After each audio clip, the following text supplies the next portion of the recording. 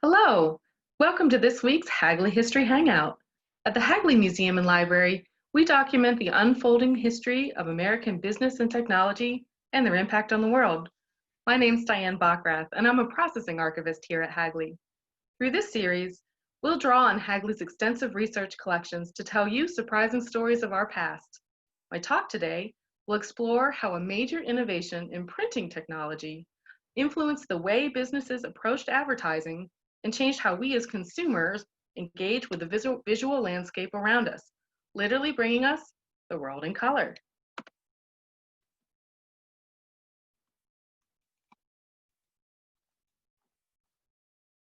In today's media environment, which is full of brightness and attention-grabbing graphics and images of every possible hue, it's hard to imagine not being surrounded by color in the human-made things around us, what's referred to as our visual landscape. But really, the addition of color to everyday things like advertisements, posters, programs, playbills, ticket stubs, calendars, bookmarks, greeting cards, product packaging, all that came into being in the middle part of the 19th century, thanks to a printing technology called Chromolithography. It was wildly successful, and by the end of the century, it had a tremendous impact on how people experienced the world.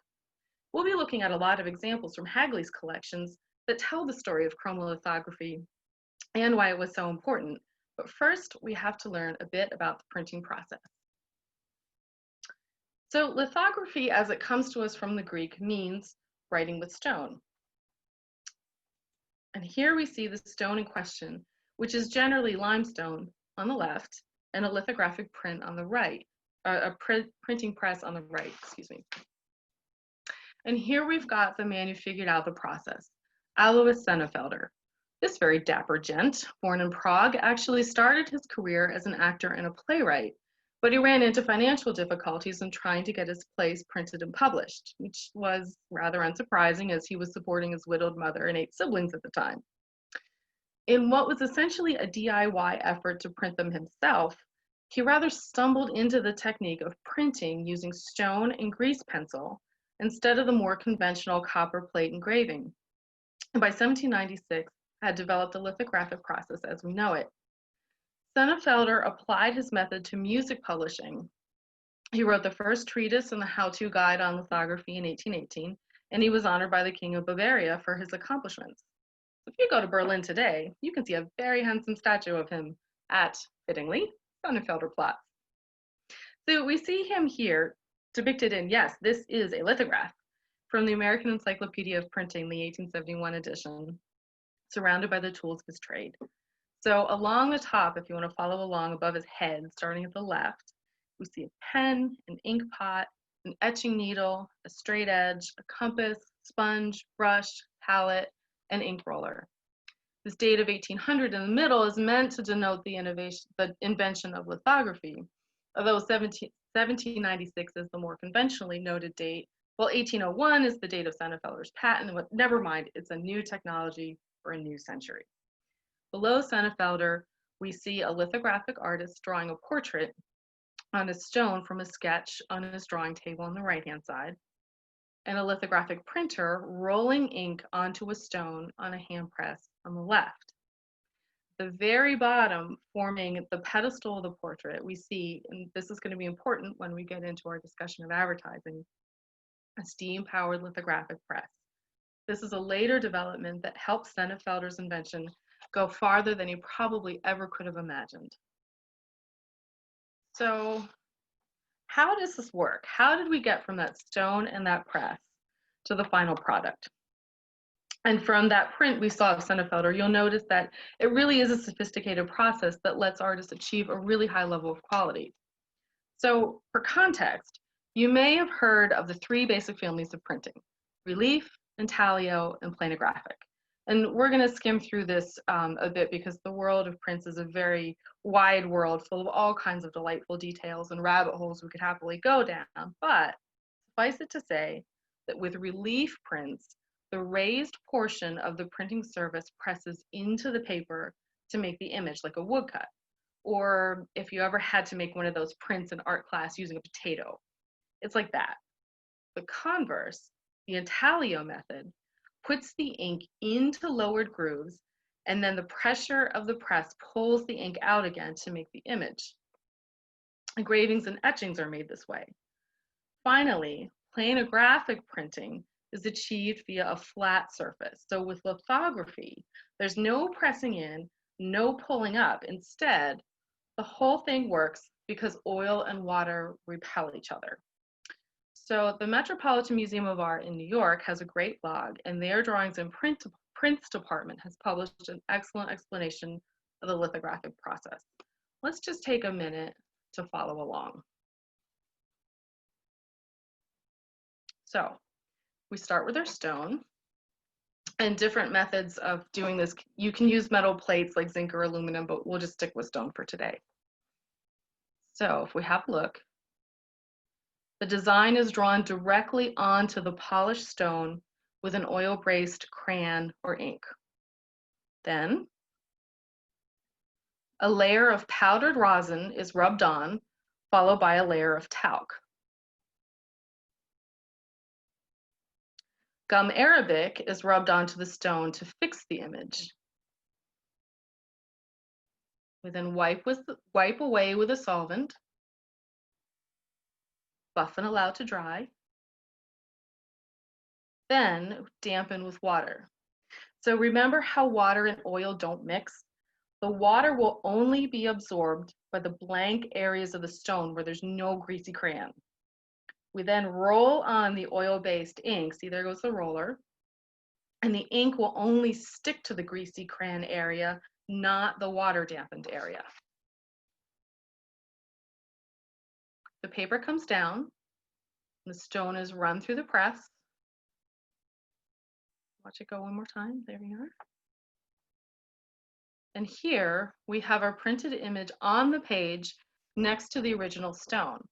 Now note that the image is reversed, so you have to draw your original design backwards. There are lots of transfer methods that let you bypass that, and we won't get into all that today, but there we are. So now that we've got the basics down, let's add some color.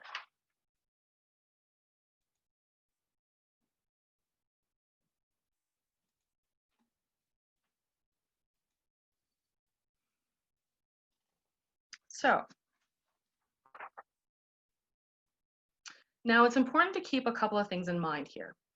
The first is that while lithography had an important place in the artist's studio, so here we see an example from Hagley's collections of a lithograph by Henri Toulouse-Lautrec, it was also commercially successful, pretty much immediately. It was far simpler and more efficient to produce illustrations, maps, musical scores, and artistic designs this way than with engraving or etching. And even though it required the investment on the part of the printing firms of an additional type of press, you can't use the same kind of press you use for your letterpress text as you use for your lithographs, many firms made that investment gladly and saw a good return on it. Second, the possibility of color in illustrations was highly desirable. Now, it's not that there wasn't any way to have color in printed materials at this point. This Toulouse-Lautrec lithograph, for example, is hand-colored. Besides doing the work by hand, there's a number of other ways you can get color using relief or intaglio methods. And the early history of printed coloring is its own fascinating topic, and we could get sidetracked by that. But suffice to say that nothing really made color printing achievable on a large production scale until Godfrey and Engelmann and the four-color process.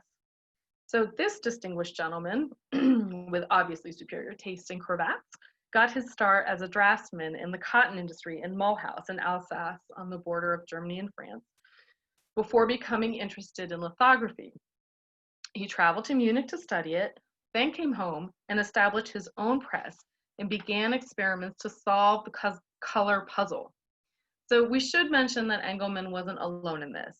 Charles Joseph Homendel was working on the same problem in Britain, and Engelmann and Homendel are acknowledged to be the two pioneering giants of the field through the 1820s.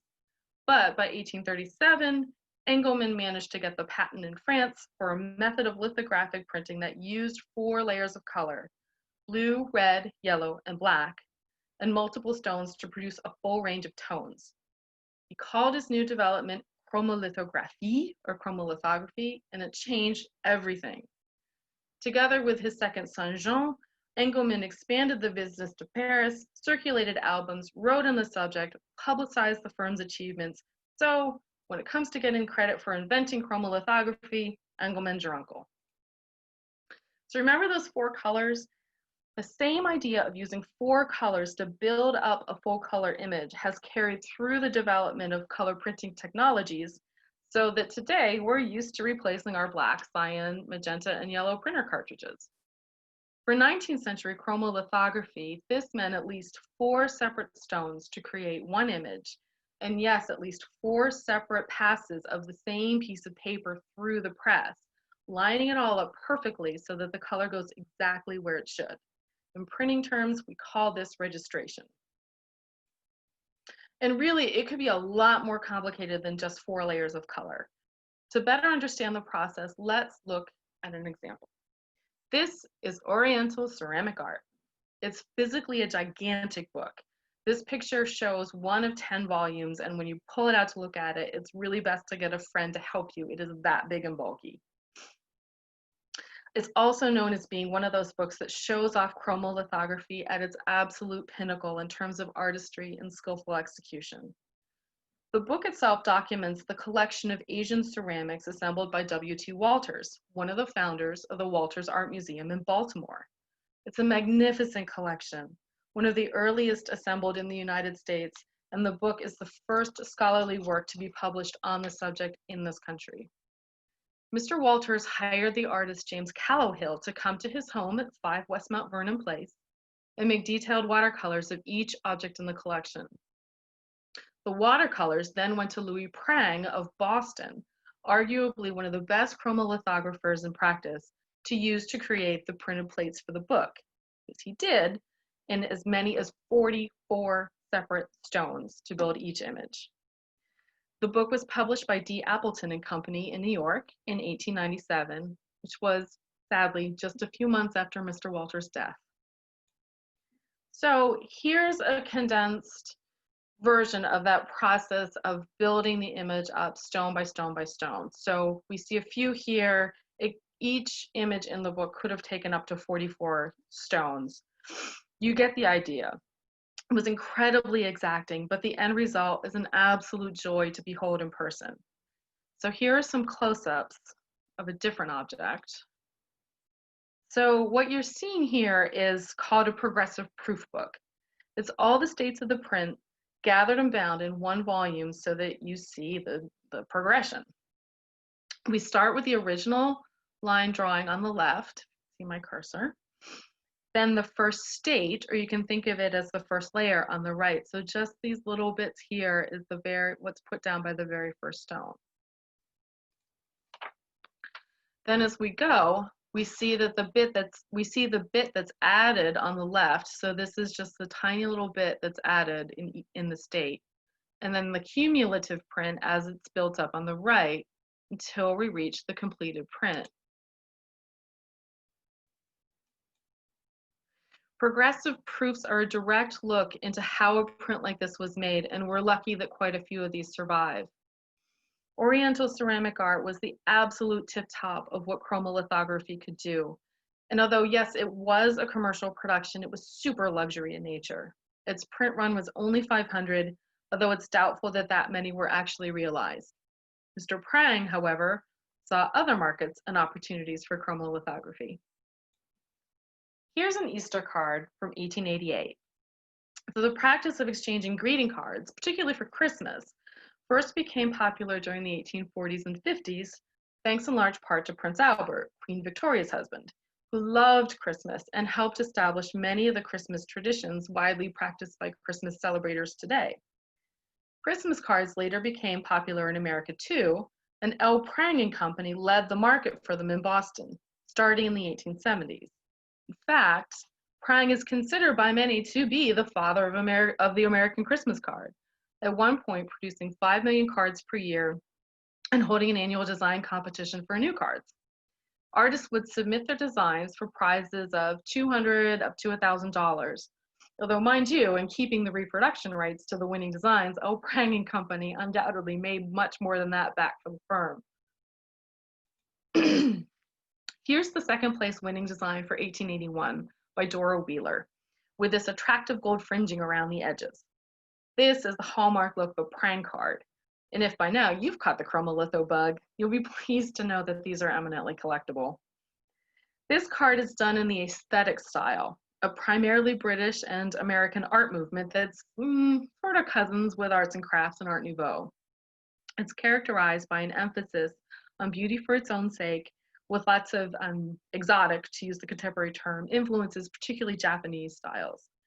This style is also really typical of Louis Prang. So we're starting to move now in our discussion from what chromolithography can achieve at the very high end in terms of artistry and skill towards more mass market consumption of the medium. So remember, Oriental ceramic art was groundbreaking in that it offered access to Mr. Walter's ceramics collection in gorgeous full color. And you couldn't get that access unless you came to one of his public viewing days in April, which was the only time the collection was on view. Similarly, our friend Jean Engelmann, whose father registered the patent in France for chromolithography back in 1837, went on to make stunning facsimiles of medieval illuminated manuscripts using the four-color process. So that could be the subject of an entirely different lecture because it's absolutely fascinating. So I'm going to risk taking us off track just a tiny bit because I really honestly cannot help myself, but here's just a little peek. So those are actual medieval manuscripts, they're books of hours on the right, and Jean Engelmann facsimiles on the left. So you can see how striking chromolithography can be.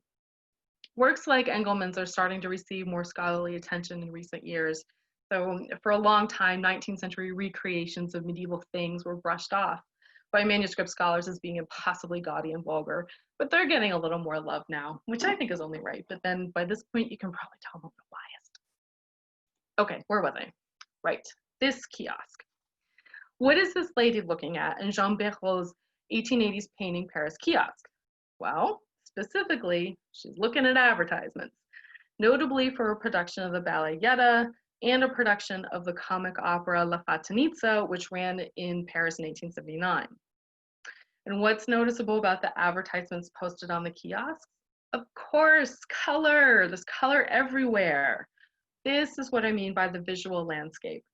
Jean Engelmann's medieval manuscript facsimiles could bring medieval manuscripts to people who might not necessarily be able to see the real thing.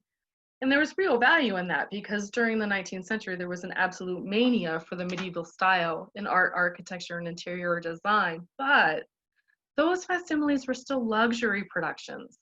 The posters and advertisements on the kiosks were not. They were meant to exist for as long as they were needed and then blown to the wind.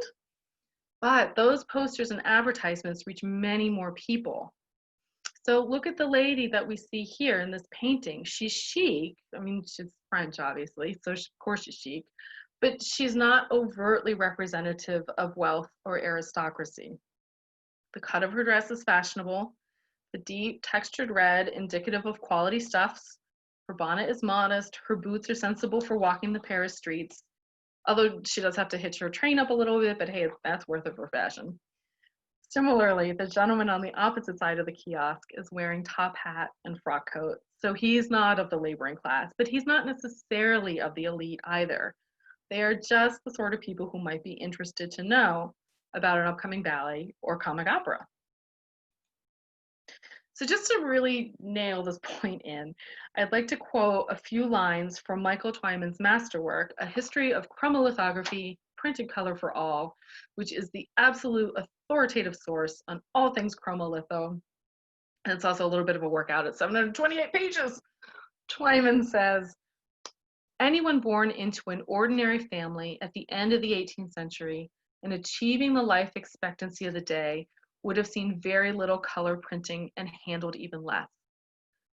Those born into comparable families 50 years later would probably have lived to see streets plastered with color posters, shop windows stuffed with colorful packaging, rooms hung with maps and other colored aids to learning, and the walls of even humble homes graced with a few pictures printed in full color. The more privileged would also have had color printed books on their shelves and a variety of colored amusements for their children. It is hard to imagine such a transformation, and it's almost impossible to analyze its impact. But whatever the effect it had was largely down to chromolithography. Let's drill down on this idea just a little more. We're also going to focus in on advertising. So here we have a typical 19th century advertisement for a typical 19th century product, Schenck's pulmonic syrup. This happens to be the front of a trade catalog, meaning that this ad was targeted at a trade audience.